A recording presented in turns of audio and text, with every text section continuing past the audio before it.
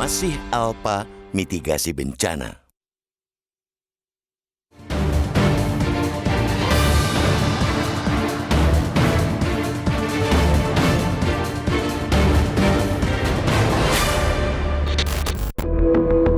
Sejak ratusan juta tahun lalu, wilayah di negeri ini dikelilingi gunung api.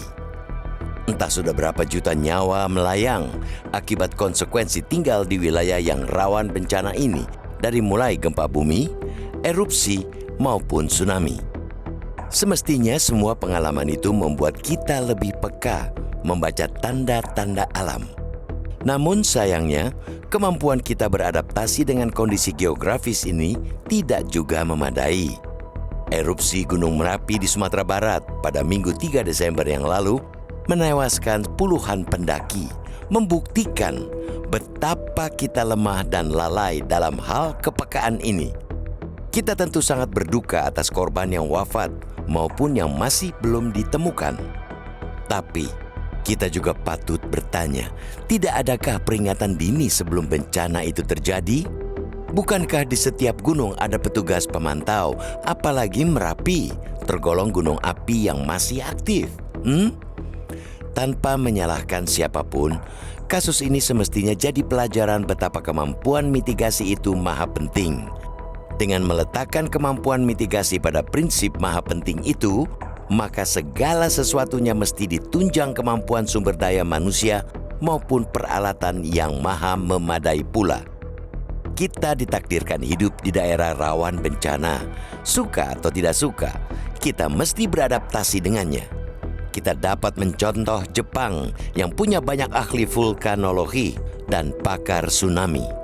Mereka sadar itu penting sebagai bentuk mitigasi sekaligus adaptasi hidup di wilayah rawan bencana. Arah dan orientasi pembangunan kita pun semestinya disesuaikan dengan kondisi itu. Jangan cuma sibuk membangun destinasi wisata prioritas, tapi lalai dan mengabaikan ilmu serta pengetahuan mitigasi bencana. Jangan karena sibuk membangun kekuatan atau jejaring politik, kita lalai bahwa bencana bisa datang tiba-tiba. Sungai, pantai, laut, gunung, dan semua keindahan alam yang ada di negeri ini memang menyimpan potensi wisata yang dapat menghasilkan devisa.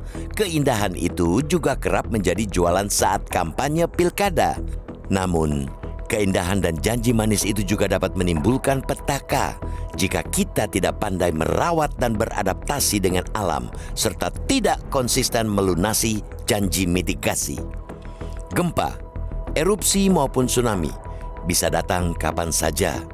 Kita tidak bisa menunda peristiwa yang berkaitan dengan hukum alam itu. Yang bisa kita lakukan ialah mengantisipasinya lewat ilmu pengetahuan dan teknologi.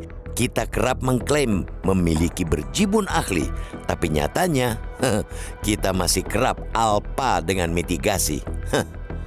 Itu makanya ada pepatah sedia payung sebelum hujan. Kalimat itu merupakan bentuk paling sederhana dari mitigasi. Kearifan semacam ini seharusnya dimiliki seluruh individu yang tinggal di negeri ini tanpa kecuali. Kepada para pemegang jabatan dan kuasa, kita kembali mengingatkan bahwa politik anggaran kita belum juga mencerminkan kepedulian.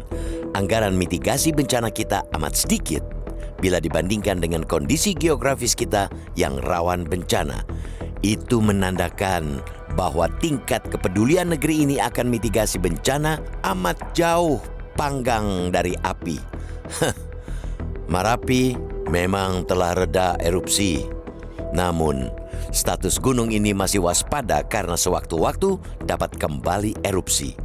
Penetapan status-status semacam ini tentu mesti disosialisasikan dan dijelaskan dalam bahasa yang mudah dimengerti kepada masyarakat, baik itu untuk kondisi gunung maupun ketinggian debit air di sungai maupun bendungan.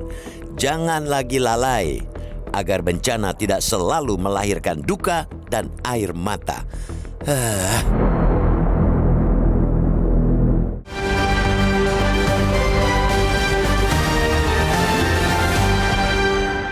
Di bagian berikut Anda bisa ikut menyatakan pendapat Anda terkait editorial pagi ini. Pemirsa, untuk saat ini tetaplah bersama kami.